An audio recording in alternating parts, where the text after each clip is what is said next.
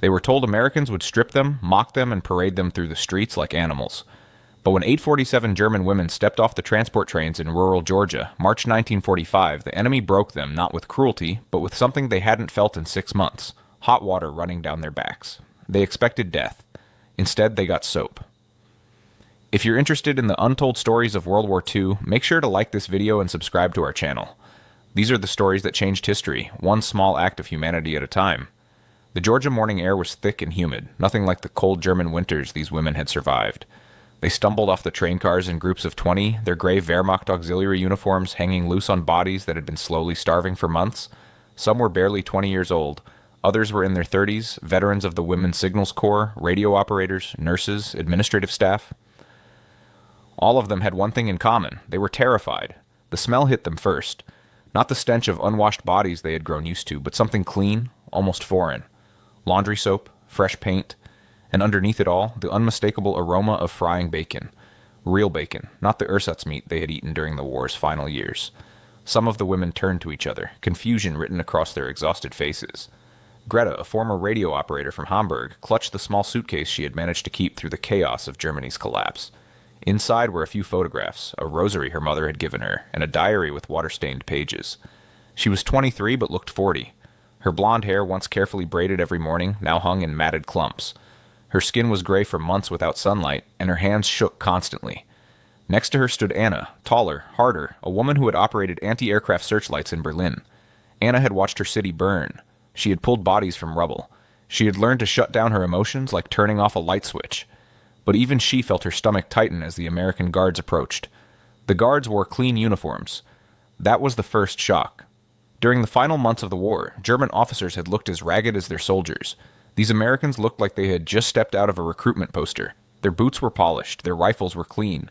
They didn't shout, they didn't raise their weapons. They simply gestured toward a line of buildings and said something in English that none of the women understood.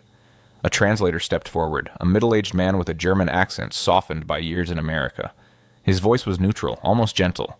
You will be processed. You will be given medical examinations. You will be fed. Follow the guards and do not cause trouble. You are prisoners of war under the Geneva Convention. You will be treated accordingly. Geneva Convention. The EGU. Words meant nothing to most of them. They had been told stories during their training, stories designed to terrify. The Soviets, they were warned, would rape and kill them. The British would work them to death. And the Americans? The Americans, they were told, were soft but cruel. They would humiliate German women, force them into brothels, or simply let them starve while pretending to follow rules. None of those warnings prepared them for what happened next.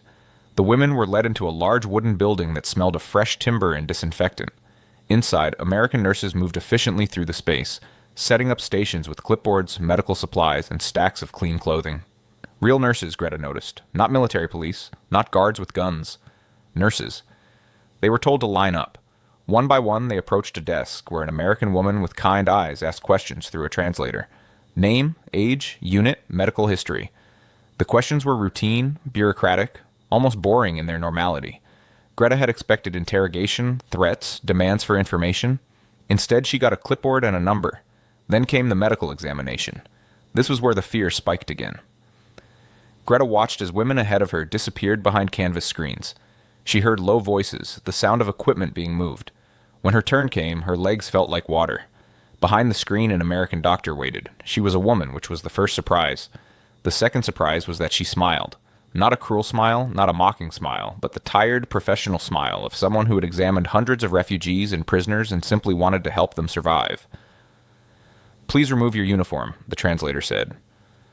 Greta's hands shook as she unbuttoned her jacket. She had not been fully undressed in front of anyone in months. In the camps during the chaos of Germany's collapse, there had been no privacy, but there had also been no examinations. Now she stood in her threadbare undergarments, feeling exposed and vulnerable. The doctor checked her heart, her lungs, her eyes, her throat. She made notes on a chart. She asked about injuries, about illnesses. And then she did something Greta had not expected. She handed her a clean towel and pointed toward another door. Through there, the translator explained. Delousing and bathing. Everyone must be clean before being assigned to barracks.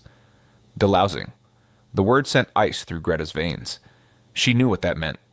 During the war, she had heard whispers about camps in the east, about delousing showers that were not showers at all. Her breath came faster. Her vision narrowed. This was it. This was where the Americans would reveal their true nature. The door opened onto a long corridor. At the end was another door, and beyond it the sound of running water. Greta walked as if in a dream. Anna was ahead of her, moving with that same rigid control that never seemed to break.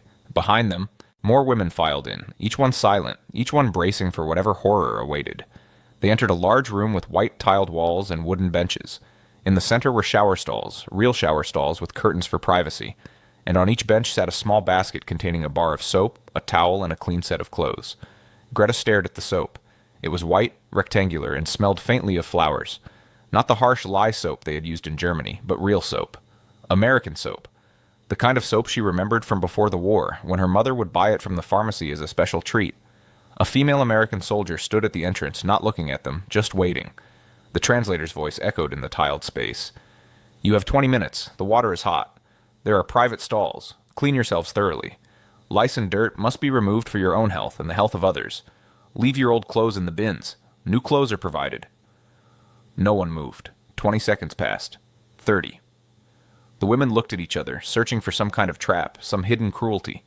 And then Anna stepped forward, grabbed a bar of soap, and walked to the nearest shower stall. The sound of water starting was like a gunshot in the silence.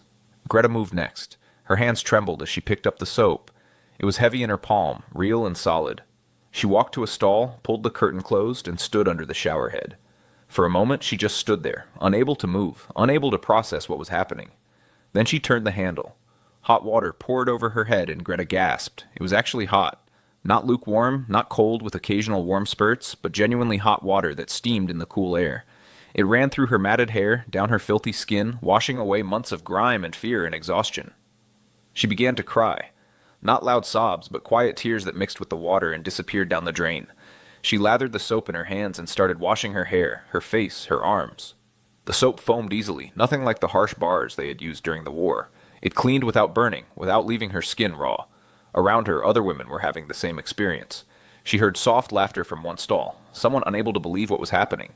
She heard crying from another. She heard Anna's voice, sharp and angry, as if furious that the enemy could provide something so simple, so human. "It's not fair," Anna said through the curtain, her voice cracking. "It's not fair that they have this and we have nothing." When the 20 minutes ended, Greta emerged from the stall feeling like a different person. Her skin was pink and clean. Her hair, though still wet and tangled, felt lighter without the weight of dirt and lice. She dried herself with a towel, rough cotton that absorbed the water efficiently, and then dressed in the clean clothes that had been provided. Gray cotton work pants, a simple white shirt, underwear that was new, not scavenged or worn by someone else first, socks without holes. The clothes fit well enough, clearly mass-produced for prisoners, but they were clean and whole and warm.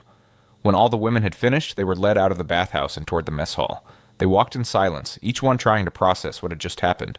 They had expected humiliation. They had received dignity. They had expected degradation. They had received hot water and soap. The contradiction was unbearable.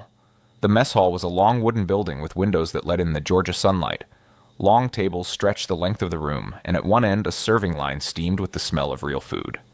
Not soup made from vegetable scraps, not bread made from sawdust. Real food. The women were directed to join the line. American soldiers, both men and women, moved through the mess hall, eating their own meals, paying little attention to the German prisoners except to nod or step aside. There was no segregation between prisoner meals and soldier meals. Everyone ate the same food. Greta picked up a tray, a real metal tray with sections for different foods. A cook, an older black man with kind eyes and massive forearms, spooned food onto her tray without comment. Scrambled eggs, bacon, toast with butter, a cup of coffee, a small bowl of oatmeal, an orange. Greta stared at the tray as if it were a bomb. This was more food than she had seen in a single meal in 2 years. More food than her family back in Hamburg had probably eaten in a week. She looked up at the cook, searching for mockery, for cruelty, for some sign that this was a trick. He just nodded toward the tables. "Go on, miss. Find a seat." She sat at a table with Anna and a dozen other women. They all held their trays with the same disbelieving expression. The eggs steamed gently. The bacon glistened with fat. The coffee smelled rich and dark. No one ate. They just stared. 30 seconds passed, a minute, and then a young woman from Munich, a girl of maybe 19, picked up her fork with shaking hands and took a bite of scrambled eggs. Her eyes widened. She took another bite, and then she began to cry, tears rolling down her clean cheeks as she chewed. That broke the spell. Greta picked up her fork and tasted the eggs. They were fluffy and seasoned with salt and pepper. Real eggs, not powdered, not stretched with flour and water. She took a bite of bacon and the flavor exploded in her mouth, rich and smoky and impossibly good. She picked up the toast and bit into it, butter melting on her tongue. Around her, women ate in silence, tears streaming down their faces. Some ate slowly, savoring every bite. Others ate quickly as if afraid the food would be taken away. Anna ate mechanically, her face hard, but Greta saw her hands shaking as she brought the fork to her mouth. "This is wrong," Anna whispered. "This is wrong. They shouldn't be feeding us like this." "Why?" Greta asked, her voice thick. "Why is it wrong?" "Because they're the enemy. Because we fought them. Because our brothers died fighting them. Because—" Anna stopped, unable to finish. Because it made everything they had been told a lie. An American guard walked past their table, a woman not much older than Greta. She glanced at their trays, saw that the coffee cups were empty, and gestured to a large urn at the end of the room. "More coffee over there if you want it. Just help yourself." She said it in English, but the gesture was clear. Help yourself. As if they were guests. As if they had not been enemies just weeks ago. As if they deserved comfort and courtesy and hot coffee whenever they wanted it. Greta peeled the orange slowly, the citrus smell almost overwhelming after months without fresh fruit. The orange was sweet and cold and perfect. She ate it section by section, making it last. And when she finished, she felt something she had not felt in months. Full. Actually full. But the fullness in her stomach could not fill the emptiness of confusion in her mind. After the meal, the women were marched to their barracks. The buildings were simple wooden structures painted white, with screened windows and solid roofs. Inside, rows of bunk beds lined the walls, each bed made up with sheets, a blanket, and a pillow. Not straw mattresses on the floor. Not pallets shared by 3 women. Real beds. Greta was assigned a lower bunk near a window. She sat on the edge of the mattress and pressed her hand against it. It was firm but not hard, filled with actual padding, not just canvas stretched over boards. She lay back slowly, testing its reality, and stared at the wooden ceiling. At the foot of each bed was a small wooden locker. The guards explained through the translator that personal items could be stored there. Anything that did not violate security rules was permitted. Letters, photographs, books, small personal effects. They would not be confiscated. They would not be searched unless there was reasonable suspicion. Greta opened her locker and carefully placed her suitcase inside. She took out her diary and held it for a moment, then tucked it under her pillow. In the camps during Germany's collapse, such items had been stolen or destroyed. Here the Americans told her she could keep it. A small pot-bellied stove sat in the center of the barracks, already stacked with wood. "For cold nights," the translator explained, "someone will show you how to operate it. You will also receive additional blankets if needed." It was March in Georgia. The nights were cool, but not cold. Yet the Americans planned for the possibility that these German women might be cold at night. They provided heating. They provided extra blankets. They treated their comfort as something that mattered. That evening, after the guards had left and the lights were dimmed, the women lay in their bunks and talked in whispers. Some discussed their families, wondering what had happened to them in the ruins of Germany. Others talked about the future, whether they would ever go home, what would become of them. But most of them talked about the bath and the food. "Hot water," someone whispered in the dark. "They gave us hot water. And soap. Real soap. The bacon was real. I could taste it. It wasn't ersatz. It was real." Greta said nothing.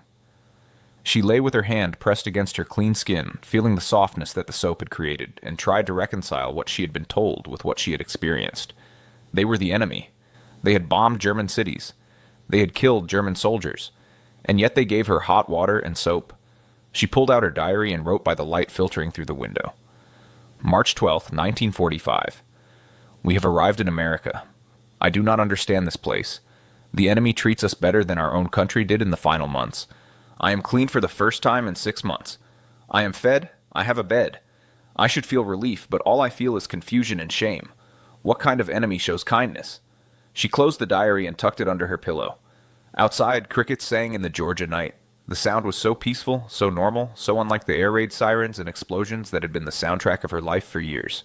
She fell asleep to that sound, clean and fed and more confused than she had ever been. The days settled into a rhythm. Each morning at 6, a bell rang to wake them. Not a harsh alarm, just a simple bell. The women dressed in their work clothes and made their way to the mess hall for breakfast. Oatmeal, toast, sometimes eggs, always coffee. Then they were assigned to work details. The work was not hard. Some women were sent to the camp laundry, washing uniforms and linens. Others worked in the kitchens, peeling vegetables and washing dishes. A few were assigned to light maintenance tasks, sweeping floors or tending to the small gardens around the camp. They were paid in camp scrip, a kind of internal currency that could be used at the canteen. The canteen was another shock. It was a small building near the center of the camp, stocked with items that seemed impossibly luxurious. Chocolate bars, cigarettes, toothpaste, combs, writing paper, stamps for letters, small luxuries that made life bearable. Greta saved her script for a week and then bought a Hershey bar. She held it in her hands for a long time before unwrapping it, staring at the brown paper and silver foil, reading the English words she could not understand. When she finally bit into it, the chocolate was sweet and creamy and perfect. She ate it slowly, making it last, and cried because the taste reminded her of childhood Christmases before the war. Anna bought cigarettes. She did not smoke much, just one after dinner each night, standing outside the barracks and staring at the darkening sky. Greta asked her once why she bothered, since she had never been a heavy smoker. Anna took a long drag and exhaled slowly.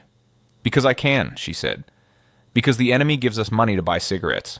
Because everything I was told is a lie, and I need something to do with my hands." Meals continued to be generous. Lunch was usually sandwiches or soup with bread. Dinner was the largest meal, often including meat, potatoes, vegetables, and sometimes dessert. The women began to notice changes in their bodies. Their skin looked healthier. Their hair regained its shine. They had energy they had not felt in years. Some of the women gained weight. Not much, but enough to fill out their faces, to remove the hollow look of starvation. They looked in the small mirrors the camp provided and barely recognized themselves. They looked alive again. But every improvement came with a cost, because every bit of health they gained, every meal they ate, every bar of soap they used, reminded them of what they had left behind. The letters started arriving in late March. The Red Cross had managed to establish some contact between prisoners of war and their families, though the system was slow and unreliable. Many letters never arrived. Some took months. But when they did come, they carried news that broke hearts more effectively than any cruelty the Americans could have devised. Greta's first letter from her mother arrived on a Tuesday. She recognized the handwriting on the envelope, and her hands shook as she opened it. The letter was short, written in pencil on paper that looked like it had been torn from a school notebook. "My dearest Greta, we received news that you are alive and in America. Thank God. Hamburg is gone. Our neighborhood is rubble. We live in what remains of the cellar.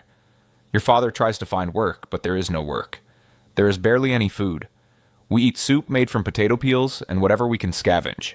Your brother has not been heard from since February. We pray he is alive. The British give us ration cards, but the rations are so small. If you can, please send anything. Even a little food would help. We are so hungry, Greta. Your loving mother." Greta read the letter 3 times and then carefully folded it and placed it under her pillow next to her diary. That evening she could not eat dinner. She sat in the mess hall, staring at her tray of pot roast, mashed potatoes, green beans, and bread, and felt physically sick. Her family was eating potato peel soup. She was eating pot roast. Anna received a letter from her sister in Berlin. The news was even worse. Their parents were dead, killed in an air raid. Their brother was missing, probably dead. The apartment was destroyed. Anna's sister was living in a refugee camp, surviving on bread and water, waiting for permission to travel west. Anna read the letter once and then burned it in the pot-bellied stove. She did not cry. She just watched the paper turn to ash and then went to her bunk and lay there, staring at the ceiling until morning. All over the camp, similar scenes played out. Women received letters telling them about destroyed cities, dead relatives, starving children, and lives reduced to survival. And every woman who received such a letter had to reconcile it with the reality of their own situation. They were prisoners of war, and yet they lived better than their own families. One evening, a group of women gathered outside their barracks, reading their letters aloud to each other. It became a ritual, a way of sharing the burden of guilt.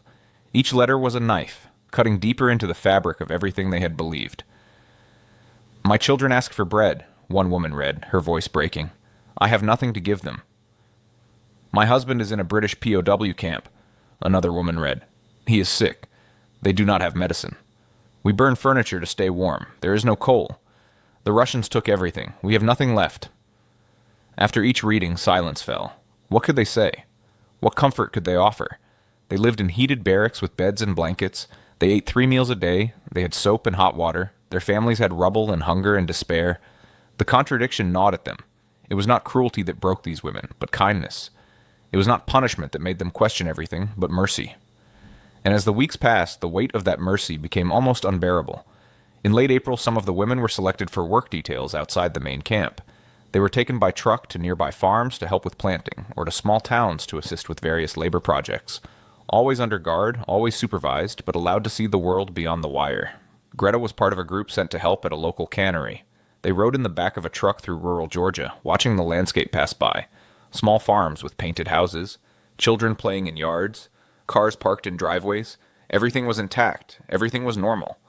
There were no bomb craters, no burned buildings, no rubble. The cannery was a large building on the edge of a small town. The women were assigned to sorting and packing vegetables, working alongside American women who chatted and laughed and occasionally offered them pieces of hard candy. The work was not hard, just repetitive, and it gave Greta time to observe. During lunch break, they were given sandwiches and cold lemonade and allowed to sit outside in the shade. Across the street was a grocery store. Through its windows, Greta could see shelves stocked with goods. Not ration cards and empty shelves like in Germany, but actual goods. Cans of food, bags of flour, fresh produce. A young boy came out of the store carrying an ice cream cone. He licked it casually, completely unaware of how impossible such a thing seemed to Greta. Ice cream, in the middle of a war. She had not seen ice cream in Germany since 1942. Anna sat next to her, eating her sandwich in silence. Finally, she spoke. "This is what we were fighting. Not soldiers, not armies. This." She gestured at the Aksu town, the store, the boy with his ice cream. "They have so much that they do not even notice it, and we have nothing." On another work detail, they passed through a larger town. Movie theaters advertised the latest films. Restaurants were open for business. People walked down the sidewalks wearing clean clothes, carrying shopping bags, going about their lives as if there was no war at all. Here in America, the war was something happening far away, something that did not touch daily life. In Germany, the war had touched everything. Every family had lost someone. Every city bore scars. Every day was a struggle to survive. The contrast was staggering, almost incomprehensible. That night back in the barracks, the women talked about what they had seen. Some were angry. How dare the Americans live in such comfort while Germany burned? Others were simply stunned. They had been told America was weak, soft, unprepared for war. Instead, they found a nation so wealthy, so powerful, that the war barely touched it. "We never stood a chance," one woman said quietly. "We never stood a chance against this." It was a bitter truth, but a truth nonetheless. Not all the guards were friendly. Some were cold, professional, keeping their distance. A few were openly hostile, having lost brothers or friends in Europe. But some were kind in small ways that made everything harder. There was a young guard named Sarah, barely 21, who worked the evening shift at the women's barracks. She was from Tennessee, and she had a soft accent that reminded Greta of singing. Sarah would sometimes stop and chat with the women, trying to bridge the language barrier with gestures and simple English words. One evening, Greta was sitting outside the barracks, writing in her diary, when Sarah approached. She held out a piece of paper, folded carefully. "For you," she said, smiling. Greta unfolded it and found a simple drawing of a flower with the English words, "You are brave," written underneath. Greta looked up, confused. Brave? She was a prisoner. She had surrendered. She had failed her country.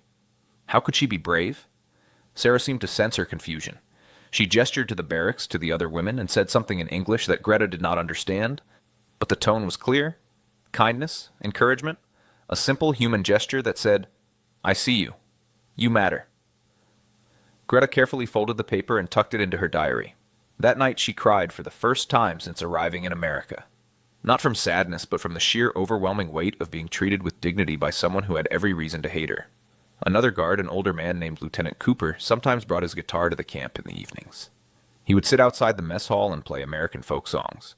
The women would gather at a respectful distance, listening to the music. They did not understand the words, but music needed no translation. One evening he gestured for them to come. Closer. Through the translator, he asked if any of them knew German songs. A few women nodded. He smiled and said, "Sing." Hesitantly, one woman began to sing a traditional German folk song, a song about home and family. Others joined in, their voices soft at first, then growing stronger. Lieutenant Cooper listened, nodding along to the rhythm even though he could not understand the words. When they finished, he applauded. "Beautiful," he said in English, and somehow everyone understood. These moments were rare, but they accumulated. A guard who brought extra coffee during a cold morning, a nurse who took extra time to explain medical treatments, a cook who slipped an extra piece of fruit onto a tray. Small acts of kindness that chipped away at the walls of hatred and fear. Memory collided with reality. Everything they had been taught told them that Americans were cruel, that the enemy deserved no mercy, that captivity would be a nightmare. Everything they experienced told them something different. The irony was unbearable. By May, the war in Europe was over. Germany had surrendered unconditionally. The news reached the camp through American newspapers that were translated and posted on bulletin boards. The women gathered to read the headlines, to see photographs of Berlin in ruins, of German soldiers surrendering by the thousands, of Hitler dead by his own hand. Some women refused to believe it. The Reich could not be defeated. It was impossible.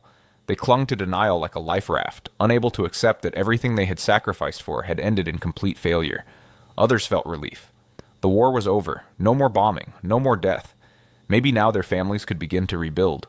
But for many, the end of the war brought a deeper crisis. If Germany had lost, if everything they had been told was a lie, then what had it all been for? What had been the point of the suffering, the sacrifice, the years of war? Greta sat in the barracks that evening, holding her diary, unable to write. The question swirled in her mind like a storm. She had believed in her country. She had believed in the cause, however vaguely she understood it. She had believed that Germany was fighting for survival against enemies who wanted to destroy them. But those enemies had given her hot water and soap. They had fed her better than her own government had. They had treated her with more dignity than she had experienced in the final chaotic months of the Reich. How could both things be true? How could the enemy be both the destroyers of Germany and the providers of mercy? Anna struggled differently. She had always been practical, focused on survival rather than ideology. But even she could not ignore the contradictions. One evening she and Greta sat outside the barracks, watching the sun set over the Georgia pines. "I hate them," Anna said suddenly. "I hate them for being kind." Greta looked at her, surprised. "Why?" "Because if they were cruel, I could hate them. Cleanly. I could hold on to my anger. But this?" She gestured at the camp, at the barracks, at the mess hall in the distance. "This makes me question everything. Every choice I made. Every belief I held. It would be easier if they hurt us." "Maybe," Greta said slowly. "Maybe that's the point. Maybe mercy is stronger than cruelty." Anna said nothing, but Greta saw tears on her cheeks, glinting in the fading light. The barracks became a space for difficult conversations. Late at night, when the lights were dim and the guards were distant, the women talked about things they had never dared discuss before. About the war, about the Reich, about what they had believed and what they now knew. Some women still defended Hitler, still believed that Germany had been right. These women grew quieter as the weeks passed, isolated by their unwillingness to face reality. Others were openly critical, saying things that would have gotten them arrested in Germany just months before. "We were lied to," one woman said. "About everything. They told us the enemy was evil," another added. "But look how they treat us. Look how they treat everyone. The black soldiers eat at the same tables as the white soldiers. Women serve as guards and nurses. They have rules, and they follow them. That's not evil. That's civilization." "My brother died believing in the Reich," a young woman from Dresden said, her voice angry. "He died for nothing. For lies." These conversations were painful, sometimes angry, always raw. But they were necessary. The women were doing something that most Germans would not be able to do for years, confronting the truth about what they had supported, what they had believed, and what it had cost. Greta found herself in the middle. She could see both sides. She understood the women who still clung to the old beliefs, because letting go meant accepting that everything had been meaningless. But she also understood the women who were angry, who felt betrayed, who wanted answers. One night she wrote in her diary, "If the enemy values our lives, why do we not? Why did our own government treat us as expendable while the Americans treat us as human? What does that say about us? What does that say about them?" She had no answers, only questions. In June, the camp administration began offering educational programs. English classes were available for those who wanted to learn. There were also lectures on American government, American history, and the principles of democracy. Attendance was voluntary. No one was forced to participate. Greta signed up for English classes. She told herself it was practical, that knowing English would help her survive. But deep down, she was curious. She wanted to understand these people who had shown her such unexpected kindness. The teacher was a middle-aged woman named Mrs. Patterson, a civilian volunteer from the nearby town. She was patient and kind, treating the German women like students rather than prisoners. She taught them basic phrases, helped them with pronunciation, and always encouraged them to ask questions. One day, Mrs. Patterson brought pictures of her own sons. Both were serving in Europe. She showed the pictures to the class and explained through gestures and simple words that she worried about them every day, that she prayed they would come home safely. Greta stared at the photographs. These boys, young men really, might have fought against German soldiers, might have bombed German cities. And yet here was their mother, treating German prisoners with kindness and patience, teaching them English even though her own sons were still in danger. After class, Greta approached Mrs. Patterson. In broken English, she asked, "Why you kind? We enemy." Mrs. Patterson smiled sadly. "You're not my enemy, dear. You're just a girl far from home. We're all God's children, no matter which side we were on." That simple statement broke something inside Greta. She returned to the barracks and cried for an hour, unable to explain to anyone why. How could she explain that an enemy had just treated her with more Christian charity than she had ever experienced in her own supposedly Christian nation? The camp also showed films on Saturday nights. American movies, usually light comedies or musicals, subtitled in German. The women gathered in the rec hall, sitting on benches, eating popcorn provided by the camp, and watching stories about American life. The movies showed a world of abundance, opportunity, and freedom that seemed almost fantasy. But the women had seen enough of America to know it was not entirely fantasy. This world existed. These people lived like this, and Germany had tried to fight them. The most dangerous weapon was not bombs or bullets. It was dignity. It was mercy. It was showing enemy prisoners that there was another way to live, another way to organize society, another set of values that did not require cruelty and domination. Perhaps captivity revealed more truth than freedom. In Germany, they had been told what to think, what to believe, what to value. Here, as prisoners, they were being shown an alternative simply by being treated as human beings. Kindness cuts deeper than cruelty. The turning point came on a July afternoon. Greta was working in the camp laundry, feeding sheets through the industrial washing machines, when she caught sight of her reflection in a metal surface. She stopped, staring at herself. Her face had filled out. Her skin was clear and healthy. Her hair, which she had learned to braid again, shone in the afternoon light. She looked like herself again. Not the starving, terrified creature who had arrived in March, but the young woman she had been before the war destroyed everything. The Americans had done that. The enemy had given her back her humanity. She set down the sheet she was holding and walked outside, needing air, needing space to think. She found a bench near the camp's small garden and sat down, hands shaking. Anna found her there 20 minutes later. She sat down without speaking, and for a long time they just sat together in the Georgia heat. Finally, Greta spoke. "I can't go back to who I was." "No," Anna agreed. "None of us can. They've changed us.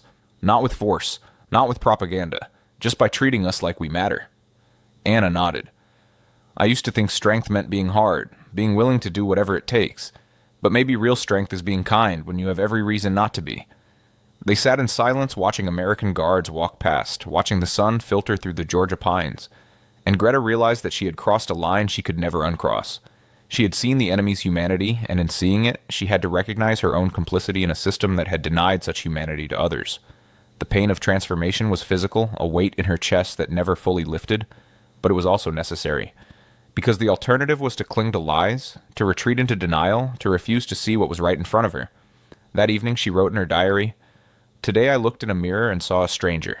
Someone healthy, fed, clean. The enemy did this. They gave me back my life, and in doing so they destroyed every certainty I had. I don't know who I am anymore, but I know I can never be who I was." In August, rumors began circulating about repatriation.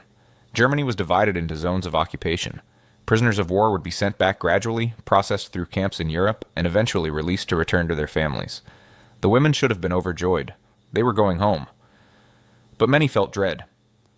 Greta lay awake at night, thinking about what awaited her in Hamburg. Rubble, starvation, her family living in a cellar, and she would return to them healthy, well-fed, carrying the guilt of having lived comfortably while they suffered. How could she explain it to them? How could she tell her mother that the enemy had fed her bacon and eggs while her family ate potato peel soup? How could she tell her father that she had slept in a bed with clean sheets while they huddled in ruins? Some women expressed what others only thought. They were afraid to leave, afraid to give up the security, the food, the basic dignity they had found in captivity. It was shameful to admit, treasonous even, but it was true. "I don't want to go back," one woman whispered in the dark of the barracks. "Does that make me a traitor?" No one answered because they all felt the same way. The truth they carried was too heavy, too complex, too painful. They knew things most Germans would not know for years. They knew that the enemy was not a monster. They knew that another way of life was possible. They knew that their own government had failed them more completely than any foreign power ever could. And they knew that returning to Germany meant returning to a nation that was not ready to hear such truths. The repatriation orders came in September. Lists were posted. Women gathered around the bulletin boards, searching for their names, their hearts pounding. Greta's name was on the first transport. She would leave in 2 weeks. The final days passed in a blur. The women prepared for departure, packing the few possessions they had accumulated. Some wrote letters to guards who had been kind, thanking them in broken English. Others simply tried to memorize everything, knowing they would need these memories in the hard times ahead. On her last day, Greta stood in the bathhouse one final time. She turned on the shower and stood under the hot water, crying silently, knowing this might be the last hot shower she would have for years. She used the soap carefully, making it last, and when she emerged, she felt like she was leaving a sanctuary. The journey back to Europe was long and uncomfortable. They traveled by ship, then by train, processed through various camps and checkpoints. The treatment was still relatively fair, still followed the rules, but it lacked the strange gentleness of the American camp. When Greta finally reached Hamburg in late October 1945, she almost did not recognize it. The city was a moonscape of ruins. Entire neighborhoods had been erased. The smell of decay and smoke still lingered in the air. People moved through the rubble like ghosts, thin and gray and hopeless. She found her family in the cellar of what had once been their apartment building. Her mother looked 20 years older. Her father had lost so much weight that his clothes hung on him like rags. They embraced her, crying, thanking God she was alive. Her mother pulled back and looked at her face. "You look so healthy," she said, and there was wonder in her voice, but also something else. Confusion. Maybe even resentment. Greta said nothing. What could she say? The guilt was overwhelming. That night they gave her a bowl of thin soup and a piece of bread. It was all they had. She ate it slowly, remembering the meals in Georgia, the bacon and eggs, the fresh fruit, the hot coffee. The contrast was devastating. Her father asked her about the camp, about how she had been treated. She told him the truth. He listened in silence, his face unreadable. When she finished, he simply nodded. "They were better to you than we were to ourselves," he said quietly. "That's something we will have to live with." Years passed. Germany rebuilt, slowly and painfully. Greta married, had children, lived a quiet life. But she never forgot those months in Georgia. She never forgot the hot water, the soap, the kindness of strangers who had every reason to hate her. In the 1960s, when her daughter was old enough to ask questions about the war, Greta told her the story. Not the propaganda version she had been taught, but the truth. She told her about arriving in America terrified and starving, and being given hot water and soap instead of cruelty. Her daughter asked, "Why did they do that? Why were they kind to you?" Greta thought for a long time before answering. Because they believed in something we had forgotten. They believed that even enemies are human beings, that there are rules that should never be broken, no matter how angry you are, no matter how much you've lost. They showed us mercy, and that mercy was more powerful than any weapon. "Was it hard?" her daughter asked. "To accept kindness from the enemy?" "Harder than you can imagine," Greta said. "Cruelty would have been easier to carry. Hatred is simple. But kindness forces you to see the person in front of you. It forces you to question everything you believed, and that's terrifying." She kept her diary all her life, that water-stained notebook with its penciled entries. She read it sometimes, late at night, remembering the girl she had been and the woman she had become. The diary ended with a single entry, written years after the war. "I thought captivity would break me. I thought the enemy would destroy what little I had left. But they gave me something I had lost, the belief that humanity can survive even in the darkest times. They gave me hot water and soap, and in doing so, they gave me back my soul." And so the hot water became more than a shower. The soap became more than a cleaning agent. They became proof that even in war, even between enemies, mercy is possible. For those 847 German women, the smell of that floral soap became a symbol of contradiction but also of survival. It reminded them that even enemies can show kindness, and that sometimes kindness is the most powerful force of all. As Greta told her grandchildren many years later, on a summer evening much like those Georgia nights, "The Americans gave us hot water when we expected death. They fed us when we expected to starve. They treated us like human beings when we expected to be treated like animals. And in doing so, they taught us that the measure of a nation is not how it treats its friends, but how it treats its enemies." That is the story worth remembering. Not just the battles and the politics, but the small acts of mercy that change lives and challenge beliefs. The story of women who expected cruelty and received soap, who expected death and received dinner, who expected to lose their humanity and instead had it restored by the very people they had been taught to hate. If you found this story meaningful, please like this video and subscribe to our channel for more untold stories from World War II. These stories, though buried in time, still speak to us today. They remind us that even in the darkest chapters of history, humanity can prevail, that mercy matters, that how we treat our enemies defines us more than how we treat our friends. Thank you for watching, and remember, the most powerful weapon is not always the one that destroys. Sometimes it's the one that heals.